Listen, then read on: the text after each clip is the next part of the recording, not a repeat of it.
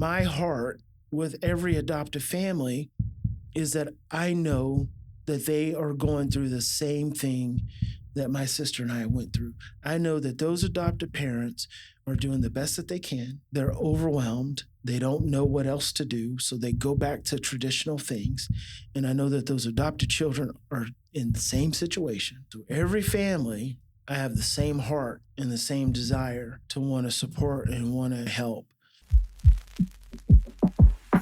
Hello, and welcome back to another thrilling episode of the Love and Grace podcast. I am your host, Grace, and today I am joined by our amazing president and CEO of our company. We are a wraparound provider in Northern California, and this is his story. Hi, Bryan. Thank you so much for joining me today. Glad to be here. I am sweating. Let's be super real on this podcast. I am nervous, but it's all good energy. I'm feeling excited to be here, excited to share your story, and ask you the questions I have. Fantastic. Let's jump in. Let's jump in. So, Bryan, from what I understand, you are adopted yourself. Mm-hmm. Can you tell me a little bit about your basic background and your beginning adoption story? Very, very beginning adoption story was that my biological mother got pregnant by my father when she was young. She was like 20, 22, 23, and he was 18. And she already had three children, and she was married, but her husband was in Germany in the military, and she did not think she thought he had another family, and she didn't think he was coming back home. And so she met my dad, they fell in love, she got pregnant, but then my dad went across town and got her cousin pregnant. So I actually had a brother who was like almost my same age. And once my mom found out about that, she obviously got hurt and realized that she didn't want to raise 4 children in Muskogee, Oklahoma as a single mom. So I'm an Okie from Muskogee. I like to say that. So she called her husband and told him that she was pregnant. And he said, well, you have to have an abortion. And she said, okay. And so 37 years later, when I called her for the first time and told her I thought I was her son, she said, I need to call you back. And I said, okay. I said, well, I'm not a crackhead or anything. I'm a social worker, doing good. I don't need anything. I just want to know a little bit about who I am. And she said, well, I'll call you back tomorrow. So we hung up. And she called me back 30 minutes later, and she said, baby, you're right. I'm your mom. I've been praying for you every single day.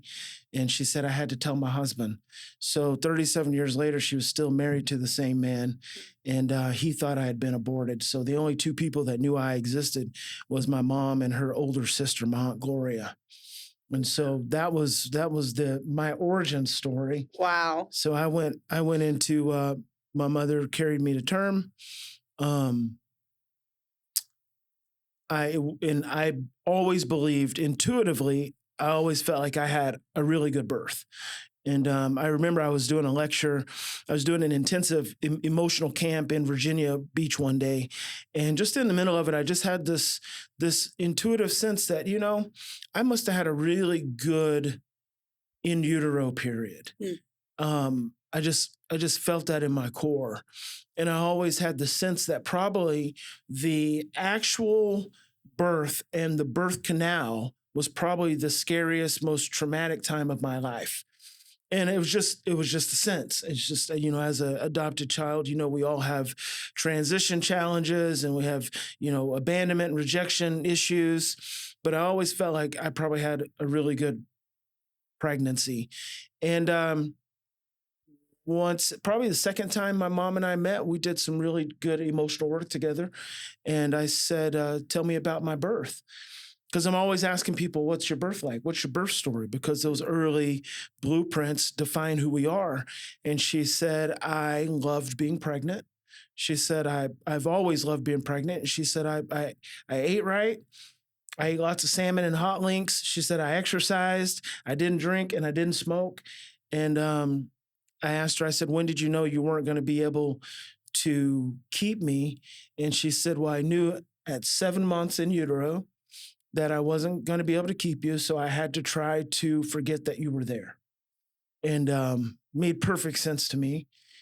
And so it was a good thing. I have three half siblings. The funny thing about that is I'm 51. I have an older brother who's 52. We had a sister who was 53. She died from breast cancer. And I have another brother who's 54. So we were all back to back to back. So it was great. It was great. And we stay in touch now. And I go see her from time to time, and it's been a beautiful thing. And so then I went into foster care. I was in a couple different foster placements, and then I was adopted by my parents, who raised me, Bill and Opal Post. Wow, that's fantastic. Thank you so much for sharing the origin story, the lore drop. Yeah. That's intense. I think for our episode, when you're learning my story, the one thing that where we deviate is you had a loving based utero experience, and I had the opposite. And so that'll be interesting to dig into. Yeah, absolutely. Yeah. I was curious. So you have 3 half siblings from bio parent. And from my understanding from a lot of our lectures that I have attended, which I'm so grateful to get to go to, you talk about having a adopted sister as well. Where is she from? So I have 3 half siblings on my mom's side, and I have 3 half siblings on my dad's side. And so the brother who was my half brother, he actually ended up having a genetic condition, a heart condition. He was 6'11", and his valves couldn't keep up with his growth. And so he died when he was 27. So I always think about that as, just the luck of the draw. I mean, I could have inherited those same characteristics. Then my dad, I have a younger sister who's 10 years younger than me. Actually 11. She'd probably get mad if I said 10. 11 years younger than me. And then I have a little sister who is 11 and a little brother who's 9. So it's a pretty cool little span. My sister I grew up with, my adopted sister, her name is Christy. Christy was killed in a car accident 9 years ago, and she was probably more along your experience. Her in utero experience was very traumatic. Single mom, to the best of our knowledge, probably some alcohol exposure, maybe drug exposure. She was 3 months premature. She weighed 3.5 pounds when she was born, and she spent the first 3 months of her life in an incubator in 1973, which you can just say that, and I envision a cold experience. There was a psychologist in the 1970s who actually got ran out of the country because he talked about the cold womb experience that infants go through. And it was considered at that time just a very negative thing. But in reality, if you think about, and I say reality, if you think from a neurophysiologic standpoint, when you are really stressed, you get cold. And the reason you get cold is because all the blood runs from your extremities to your heart for preservation. So in fact, a really stressed womb could be considered a cold womb. And I think about that for my sister, going from a cold womb to a cold, 3 months in an incubator experience. And it completely reshaped her life. What's interesting about that, and I can tell my story, I can tell my sister's story, but as an adoption story, I can't tell it without also bringing into consideration my mom and dad who adopted us. My sister and I were 2 different kids. So I had this great in utero experience. She had this terrible in utero experience. However, as a child, we were both stress sensitive. We were both overwhelmed. But because of my in utero experience, I had a better ability to navigate socially and emotionally. And I managed stress better. So I could regulate stress better at a fundamental level, better than she could. But the way her stress and her trauma, the way it surfaced is that she was emotionally delayed. So she could not navigate stress as effectively, but what it would do is it would cause her to become immature. And so she couldn't navigate peer relationships as effectively. And then school was always very stressful for her. Whereas for me, it wasn't. School was very easy. I got along. I was always a leader in school. It was never a problem.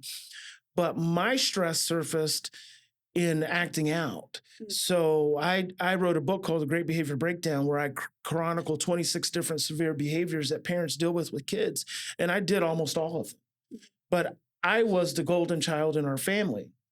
My sister was the scapegoat because her unique set of behavior characteristics that were byproducts of her trauma, causing her to be emotionally immature, socially stunted and challenged in school, it all conflicted with my parents' stressors and challenges. See, both my mom and dad were children of alcoholics. They were both parentified. They were the oldest of sibling groups of 10 and 9. My mom was the oldest daughter, and my dad was the oldest son. So in their era, they grew up really taking care of their siblings and being hyper responsible. Dads are alcoholics, not there, causing stress. Moms are working. My grandmother on my mom's side was amazing. Loved my grandma on my mom's side. She was amazing. On my dad's side, she was amazing. Both my grandfathers, my grandfather on my mom's side, my mom's dad, he had a heart attack and died in front of her when she was 9 years old. My grandfather, my father's dad, he was shot in a bar and killed early in my dad's life. And so they brought to the table in this adoption dynamic, they brought to the table some pretty extraordinary traumas themselves. So then my dad went to Vietnam and came back from Vietnam with severe post-traumatic stress disorder. Sure. So you have these hypersensitive, parentified, emotionally withdrawn and shut down, easily overwhelmed parents. They didn't know it. That's just the way they were raised. Right. It is a fundamental challenge in our society right now. I used to say that, and this was probably up until the last 10 years, I used to say that parental depression and emotional absence are the two most pervasive forms of trauma in our society, the two least understood and the two least researched. And it's because parental depression and emotional absence, you couldn't measure it and you couldn't see it. So a child could grow up with an emotionally abusive parent or a depressed parent, and to the outside world, it just looked like it was normal. But in reality, so Tiffany Fields is a researcher at the University of Miami, did a study years ago. She took 2 infants and she hooked them up to brain monitors. She took a depressed parent of one of the infants, and then the other infant had a healthy parent. Mm-hmm. The monitors of the infants looked exactly the same when the healthy parent got up and walked away from her baby compared to when the depressed parent walked towards her baby. Okay. So the similarity is when a healthy parent walks away from a newborn, from a baby, the baby gets stressed because the parent is the source of regulation and security and comfort. So they get stressed. Mm-hmm. Now imagine if every time your parent walks towards you, you become stressed. Because they are bringing the stress. Because they're creating a vibration. Depression, just like emotional abuse and emotional absence, is rooted in a stress vibration. And our brains communicate through vibration. And so I used to say that up to 10 years ago, I've been doing this for 25 years, that emotional absence and parental depression were the 2 most common forms of trauma in our society. Now, I believe it is unexpressed grief. I believe our inability to express grief is what creates more barriers in relationship than any single thing that exists. And that is, it's a protective mechanism, and it keeps us separate from one another. But my parents, I love them to death. But my dad died 19 years ago. They were providers. They were consistent. They were predictable. They always kept a roof over our heads and clothes, and we didn't have a lot, but my dad worked in a rock quarry for 35 years. He worked hard. He got up every single day. He never complained, never knew the man to complain. He would come home covered in lime dust. He'd fall asleep shortly thereafter because he was tired. He started early in the morning. Sure. My mom was a Head Start educator. I'm a Head Start alumnus. I like to say that. And she worked hard every single day too. But they came home and they were exhausted. They were tired. They make sure we had food to eat, but they didn't have blueprints for emotional connection. They didn't have blueprints for emotional presence. So by the time they got home and by the time my sister and I got home, and usually we were home before them, we lived in a small town. We walked back and forth to school. There wasn't any real emotional connection. Now, the interesting thing about it is that we used to have family dinners. So we would have family dinners, which is a really good thing for families to do. And it's a dying experience. It's a very regulating experience in families. But we always did that. But as far as real emotional connection, it wasn't there. They showed up, they were present, but it wasn't there. Now I say all that because when my sister and I would get stressed, I would act out behaviorally, lying, stealing, fighting, cheating, setting fires, doing all that stuff. And when I'd get caught, I'd get a whipping. I mean, the way we got disciplined was being whipped. We didn't get spankings, we got whippings. And my dad, it just grew in intensity. It started out him using his hand, and as we got a little bit bigger and maybe didn't cry as quick, he'd pull out the leather belt, and then it would just go crazy from there. I got better because I could regulate my brain. Now listen to this. I got better at being sneakier about the shit that I would do and not getting caught. Yeah. Now, of course, I'd mess up and slip up sometimes, so I would get caught and suffer the consequences. My sister, because she was more emotionally immature, she always got caught at whatever she did. So she was constantly getting whippings. She was constantly getting yelled at. She was constantly getting in trouble at school because she was stressed out. And now I know that stress causes confused and distorted thinking and suppresses the short-term memory. So the more she would get stressed, the less she could think, the less she could remember, and she would just keep doing the same thing over and over and over again. Now, on the opposite side of that were my parents. They only knew to hit. They only knew to yell. It's the way they were raised. They weren't doing it because they were abusive. They were doing it because that's all they knew. That's what all my family did. It's just what we did. It's what you did in the country raising kids. You beat their little asses if they act up. You yell at them and, you take stuff away. All the traditional stuff. But my parents, and I know this now, they were stressed out too. So because they were stressed out, their thinking was confused and distorted. Their short-term memory was suppressed. And that's Joseph Ledoux, New York University neuroscientist, wrote a book called The Emotional Brain. So they kept doing the same thing. And then what does Einstein say? If you keep doing the same thing and you expect a different result, that's the definition of insanity. So literally our home became insanity. It was because now we're stressed out all the time. So now we're getting hit. We're at school, we're doing our thing, we're having fun until we're too stressed out. And then we start acting out, and then we get trouble, then we get hit.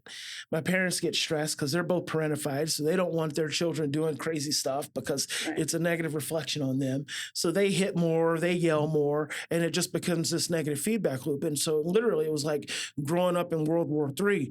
Because I had a better in utero experience, I could regulate myself better. I got involved in sports. I had friends. I did good in school. I had relief when I went to school. My sister, because she did not have the same in utero experience, at a core level, she could not regulate herself as effectively. She was immature, so she would go from home, which was stressful, to school and not be able to relate with peers. Get bullied, get picked on, get stressed out, and not do good in school. Have teachers that would be stressed out. Calling my parents. Then she'd go home. She'd get yelled at. She'd get hit. Then she's not thinking clearly. So now she's getting bad grades. Now they're hitting you more. I told a friend the other day, and I've said this many times, I have math trauma because when I was a little kid, probably 6 years old doing flashcards. My dad would lay on his side of the bed. I'd be down on my knees, and there'd be a nightstand and a lamp. I could still see it in my head, and he'd be doing flashcards for addition and subtraction or whatever. And if I'd miss one, he'd smack me. Well, you take a few smacks, now you're crying. And now he's telling you to stop crying. So now he's completely stressed out. He's smacking me for missing the getting it wrong.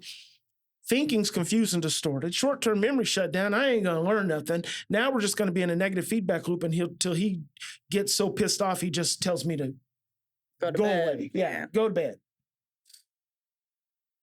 From that day, math is not my strength. I mean, it has been something that I have had to work really hard to work through.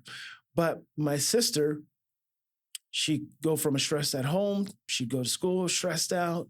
She actually had stressed out friends. They all came from chaotic homes. Then she'd come home, and if she'd messed up, she'd get in trouble again. And then I, am spending as much time outside of the house as I can. And when I am home, I'm in my bedroom and just trying to avoid everything that I can. So we just grew up in a really stressed out, chaotic environment. And those are the early experiences, the seeds. People say, well, how did you get started doing this? I tell them I was born to do what I do. Mm. I was conceived. I was planted as a seed in my mom's womb with her experience. And I could go into that because my bio mom, her father murdered her mother. She has like 19 siblings. My bio dad, his dad fell 7 stories off of a building to his death when my dad was 15.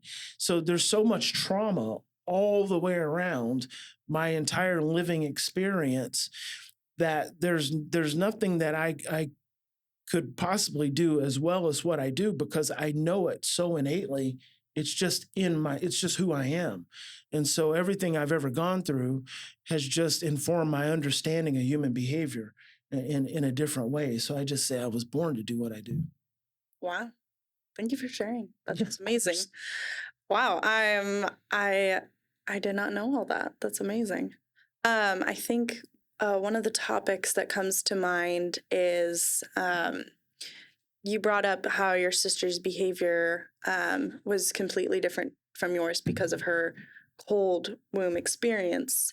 There's a story that you told me or told, a conference of us about going downtown and sitting on the back of the front seat. Can you go into that story? Oh, yeah. Our driving experience. Well, I tell this story to illustrate a couple of things.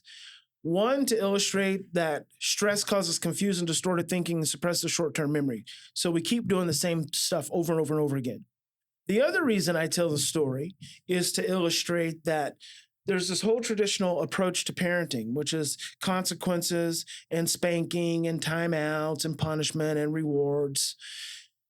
It's the dominant parenting approach. Yeah.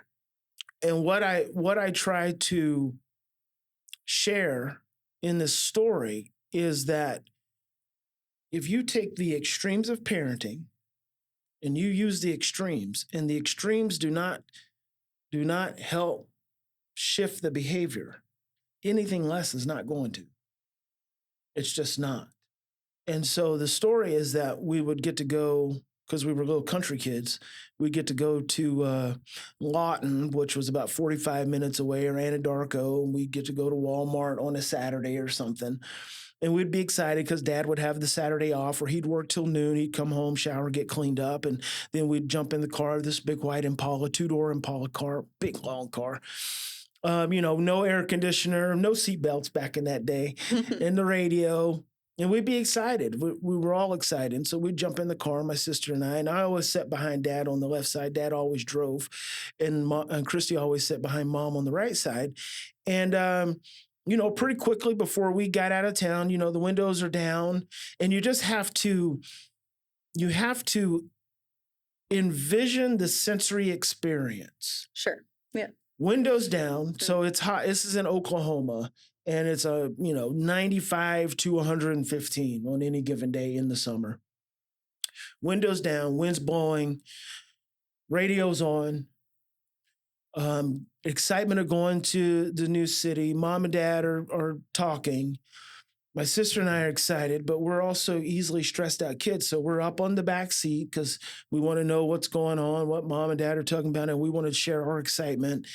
And it's just this culmination of stressors happening. See, we don't think about stress enough. We don't think about all the various ways we become stressed that lead up to the overwhelm. We just take the moment. Right. And so we're up on the back seat.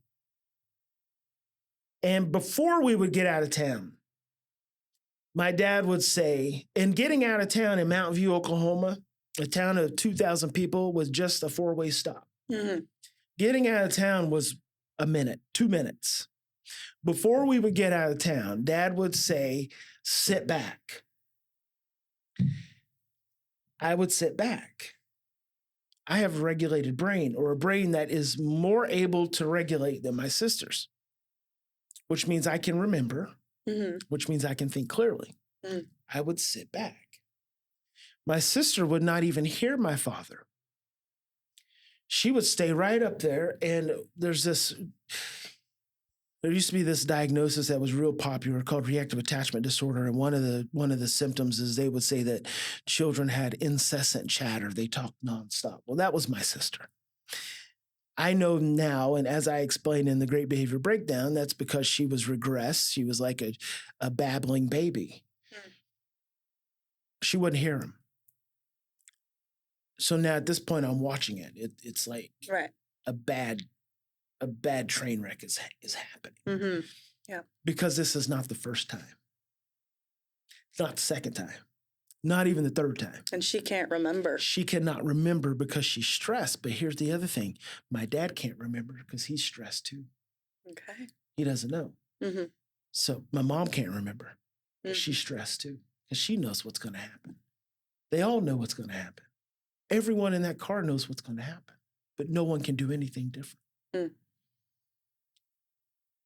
So it's a negative feedback loop. Okay. So we get out of town.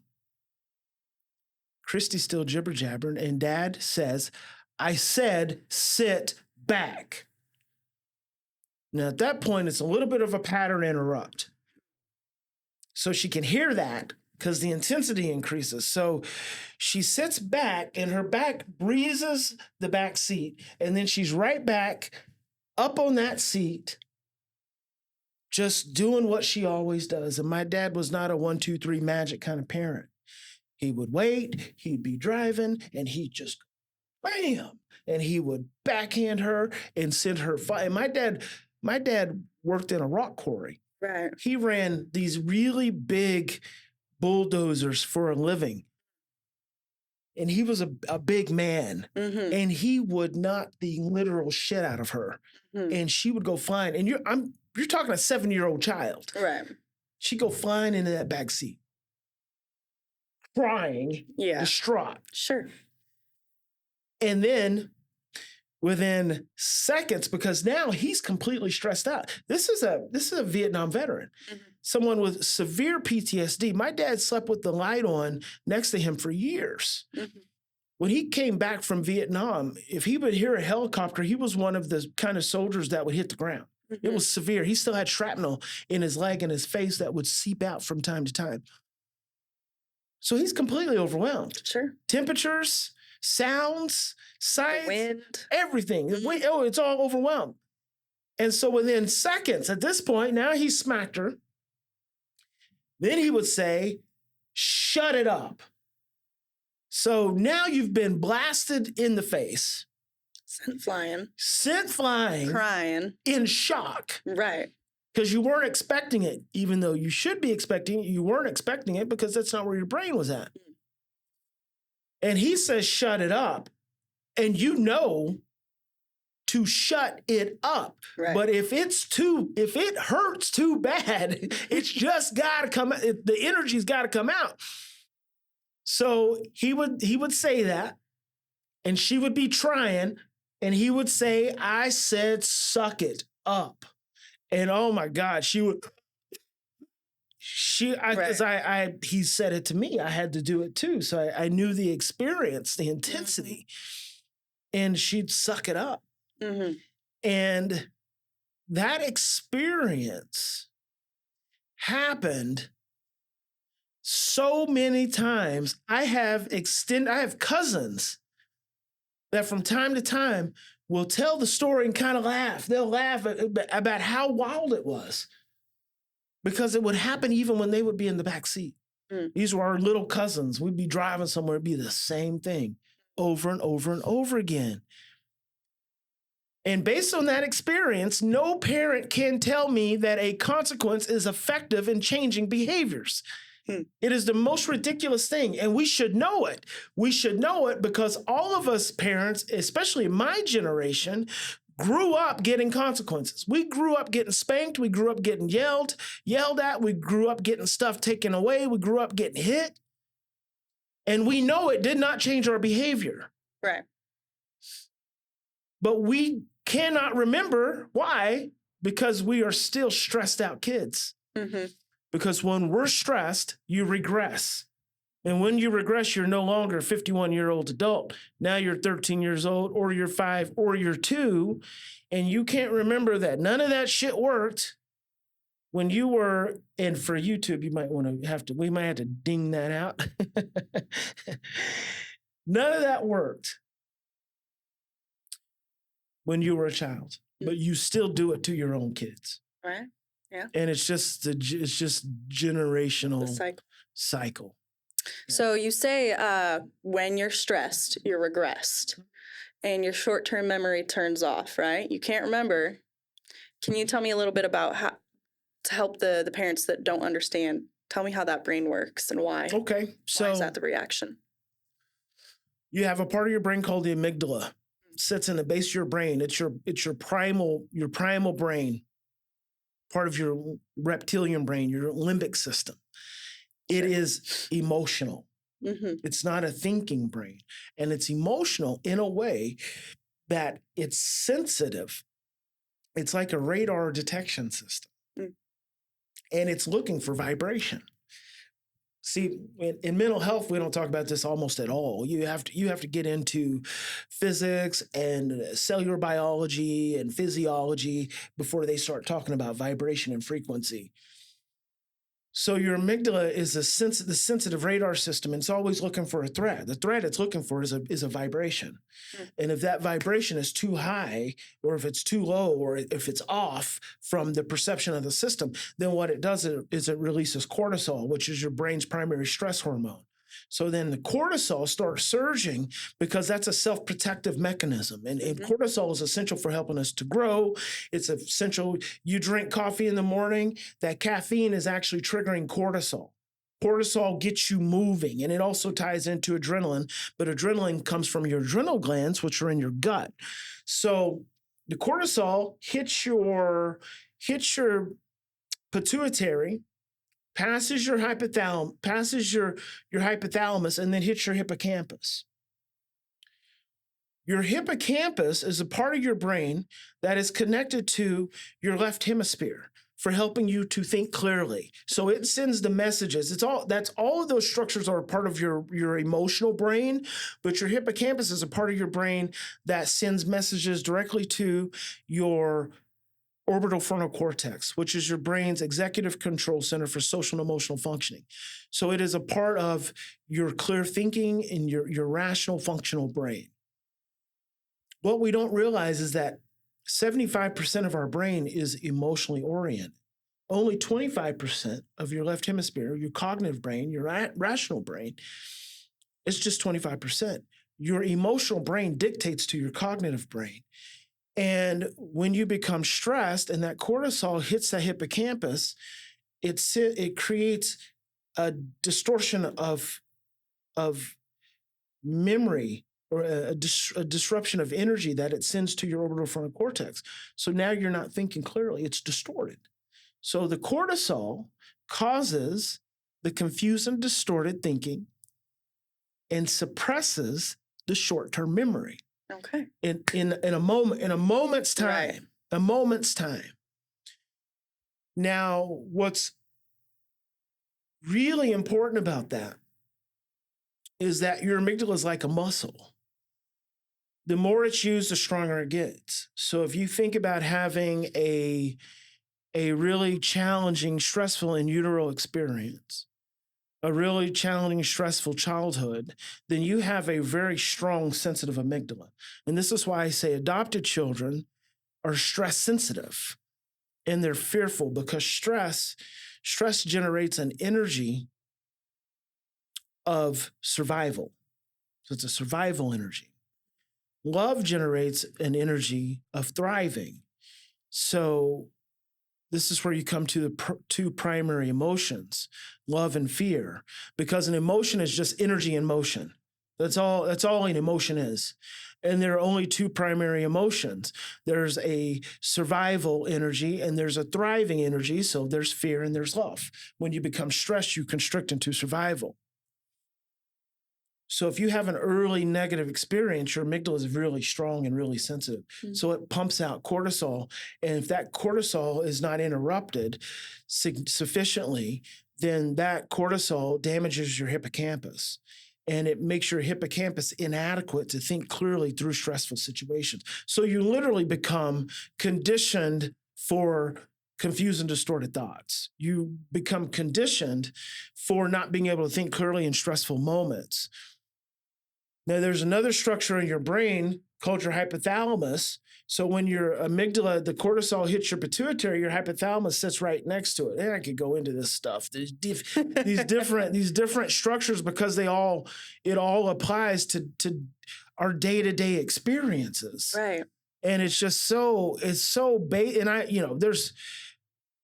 we have, I think, 3 trillion cells in our body-mind system. So it all works together, but They've just been able to isolate some of these dominant areas. And this is 20-year science. So no one's refuted some of this is just basic stuff, but all these chemicals, it's all crazy. Your hypothalamus releases, when cortisol hits your hypothalamus, hits your pituitary, passes your pituitary, hits your hypothalamus. Your hypothalamus is supposed to release a contradictory hormone called oxytocin. Oxytocin is your brain's anti-stress hormone. So when cortisol hits the hypothalamus, the hypothalamus in return is supposed to release oxytocin. So oxytocin is supposed to counter the cortisol. When it counters the cortisol, it slows it down, so that then when the cortisol finally does hit the hippocampus, it doesn't overwhelm it. Mm-hmm. So now you can think more clearly in a stressful situation, and now your short-term memory stays turned on. Mm-hmm. The problem is that your oxytocin response, and this is important because I like to clarify the difference, because you'll hear scientists talk about your amygdala response or your HPA axis and the response to stress. It's not a response to stress. Mm-hmm. Response requires consciousness and thought. It's a reaction. Mm-hmm. Very important differentiation, because a reaction is automatic. Right. So your amygdala reacts. Your oxytocin response requires to be taught. So your amygdala reaction is automatic, and it starts in utero. Your hypothalamus and your oxytocin response doesn't even come online until you're around 18 months of time. And all along that time, it has to be learning how to release oxytocin in the presence of stress. Well, how does it learn to release oxytocin in the presence of stress? From the parent calming the infant, starting in utero. If the infant is stressed, the parent has to calm the stress. If the parent's stressed, the infant's stressed. Right. If the parent's stressed, the parent's now releasing cortisol, which now we go back to that cold womb experience. His name was Malcolm Brown, that psychologist. I think he ended up in Europe somewhere. When the parent's stressed, they have to be able to turn on oxytocin themselves through breathing, through eating good food, through sleeping, through getting a hug, getting supported.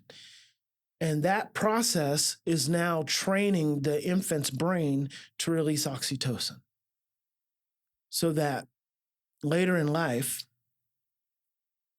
at birth, at 1, at 2, at 3, at 4, at 5, when the infant's stressed or the child's stressed, they have a healthy oxytocin response.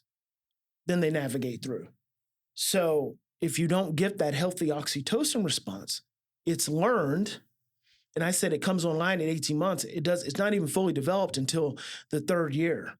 The 3rd year, the amygdala comes fully online at 18 months. And that's why you have children that all of a sudden go from going to everybody and letting everyone kiss on them, not wanting to go to anyone and having a lot of stranger danger because your amygdala comes fully online. That's also why you have the terrible twos, because the child is at the peak of stress and they're not yet at the place to where they can regulate themselves, because that's at 3 years old. Right. So they don't have a fully developed oxytocin response. And that cycle just self-perpetuates. And that's for every child. That's for every child. Every child. Now, we're talking about adoption and foster care. You just have to realize that stress slows development. Right. It slows development. So if you are coming from a healthy environment, and you see it all the time, I love to see babies and toddlers. I have a grandson who's, I was a zealot about what his mother needed to do when she was pregnant. You need to eat good food. You need to exercise. Dad needs to not stress you out. Right. You need to get plenty of sleep. You need to relax. It's all the good stuff. And I have a grandson who's completely regulated. It's fantastic. It's a beautiful thing to see. I love to see people's kids that are regulated because they have had good cortisol, oxytocin balance throughout their life. Right. Get upset, they calm down. You hear a baby get upset, the baby calms down. You hear a baby get upset and they're unable to be soothed, like on a plane, because I'm on a lot of planes. They're unable to be soothed. It's because they don't have a healthy oxytocin response. Mm-hmm. And so adoption and foster care, because of that trauma, it just slows that process. So many of us adult adoptees, when we hit, 23 to 25 years old, when the orbital frontal cortex is fully developed and coming online, ours isn't. Mm. Ours is still very delayed. Mm-hmm. And so we may be 27 years old and still immature. We may be 51 years old and still immature in the capacity to override impulses. Mm-hmm. And the capacity to think clearly through stressful scenarios, because those systems in the brain were impacted. And I say that some traumas can cause, and trauma is just any stressful experience, which is prolonged, overwhelming, and unpredictable. Some traumas can cause lifelong brain-altering impact. And I believe that to be the case. And, people talk about adoptees. I believe that being adopted is like a gift. It's like you're a superhero. I believe adoptees are superheroes because the shit they went through has shifted their brain, changed their brain in a way that other people's brains don't work. And when you can learn to harness that sensitivity, it gives you amazing abilities that other people don't have. But learning, it's like every hero's journey. It's like every superhero story. Not every superhero is able to use it for good. Some superheroes go bad because the gifts, they can't harness them in the best way. Yeah, I agree. That's awesome. Thank you for sharing. Please tell me how you got into doing this line of work. I had been traveling and consulting and lecturing for years and had come through California many, many, many times. I worked with a family. I'm kind of giving you a really long story here. I worked with a family, and they had great results. I used to go and travel in homes and spend time with families. And so they had, like 10 years later, had adopted another child, and they were working with a wraparound agency, and they asked that wraparound agency to bring me to their home to work with them again. And so I came out, and after that, I spent probably the next 4 years work consulting with that rap agency, doing training for them, doing some lectures. And this was up in Eureka, California. And their executive director had some personal problems, ended up losing her position. And that's kind of, she was my connection. And so they asked me to finish out some lectures that they had already paid me for. So I was like, fine, yeah, no problem. And did a day of consulting. And then I was doing a lecture. And as I was doing the lecture, I was like, I felt like God said 6 families. It may have been 5 families, but it felt like God said 6 families. And so I texted their executive director and I said, what would you think about me doing? See, here's something about me, Grace. I learned a long time ago that I can't work for other people. Like I have problems with authority. And it took me probably 7 jobs back to back before I had the eye-opening realization that I can't work for anyone else. And I was fortunate to have a mentor to help me start my own business when I was 25. And I haven't worked for anyone since then. And so I texted their executive director and I said, what would you think about me starting a little wraparound program with like 6 families, and I'll run it myself, and I'm training the people. And he said, oh, well, okay, let me talk to such and such. So I'm also someone who, when I get a vision to do something, it's just got to be green. I don't like reds. I don't like yellows. I just like greens. And so in that, I heard a yellow and I was like, yeah, okay. And so I went to dinner with that family that night, and I mentioned it to them, and they was like, oh yeah, you should talk to this person. I was like, okay, I will. And so I reached out to her, we connected, agreed we were going to do something. And then within, a matter of weeks, I just started getting yellow lights. And I was like, and so then I reached out to a friend of mine, Rose Baker. Rose is the executive director of Parents in Training. LEAF is a program of Parents in Training. And I reached out to Rose. I had met Rose when I was 27 years old. So when I was 27, I was already lecturing around the country on working with attachment and trauma. And my mentor was one of the top psychiatrists in the reactive attachment disorder field. Rose's mentor was the other top psychiatrist in the reactive attachment disorder field. So my mentor at the time was Martha Welch. She had wrote a book called Holding Time. She was based out of New York. I trained with Martha for 3 years. Rose's mentor was Foster Cline. He was one of the founders of the Love and Logic movement. The two beliefs were almost diametrically opposed, but they respected one another. They were both psychiatrists. There were really no psychiatrists doing anything of that level treatment-wise. And we were in Iowa or Ohio or Idaho or somewhere for an attached conference, and we all went to dinner. And that's the first time I met Rose Baker. And after that, Rose loves everyone. She's always adopting children. She pseudo-adopted me as her child. She followed me from that time because my career kind of just took off. I was on the board of directors. My career took off. I was lecturing and doing, I was just started doing what I do.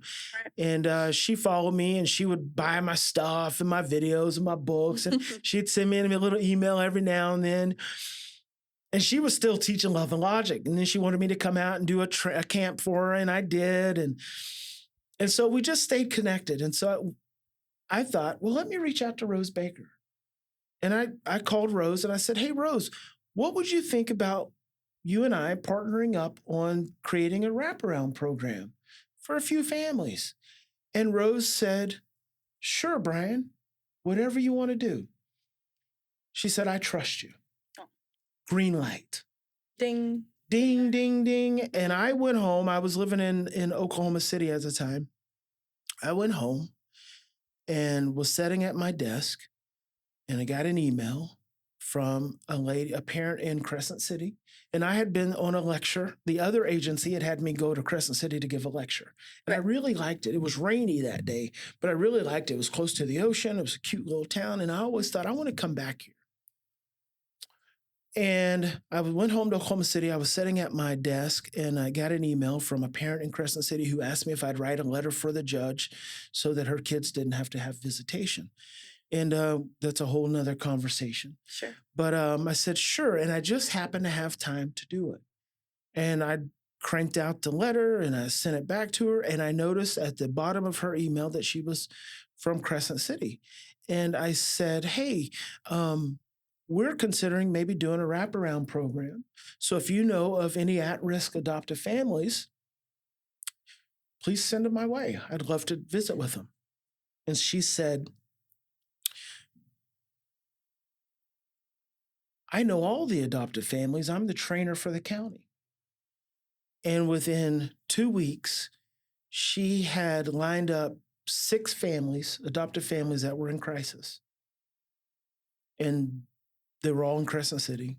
Wow. And that's how we started. Wow. We just went to work. And that was 5 years ago. When did you surpass 6 families? How quickly on? Oh, it was just me and Harold and Edna Crawford. Yeah, Okay. and Rose.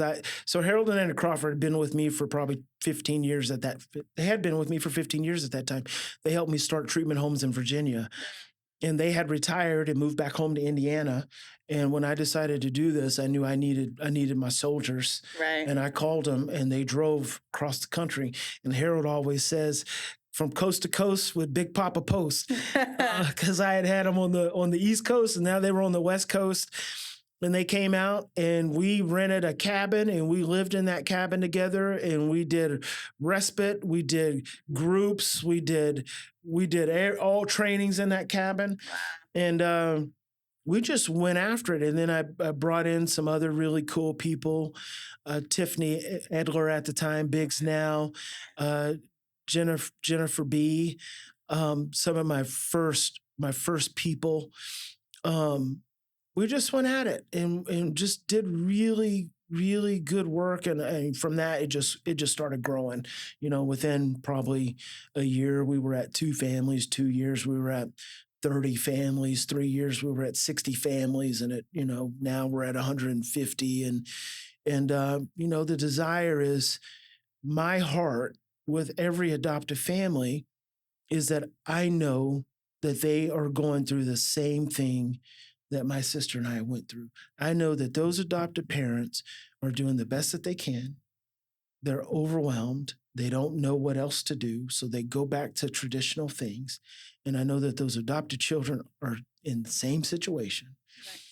So every family, I have the same heart and the same desire to want to support and want to help. And that's the DNA of parents in training. And so that's what we do. It's fantastic. And LEAF stands for Love-Based Education for Adoptive Families. Love-Based Education. Beautiful, beautiful. Thank you so much, guys, for listening to the podcast today. Thank you, Bryan, for joining me and going through your journey and giving us some very helpful tips for our families that are listening. If you would like to reach out, that's where you can find all the resources you need, as well as access to Bryan Post. You can also find us on the LinkedIn app. Please like and subscribe to this channel for the next exciting episode. See you guys next week. Bye.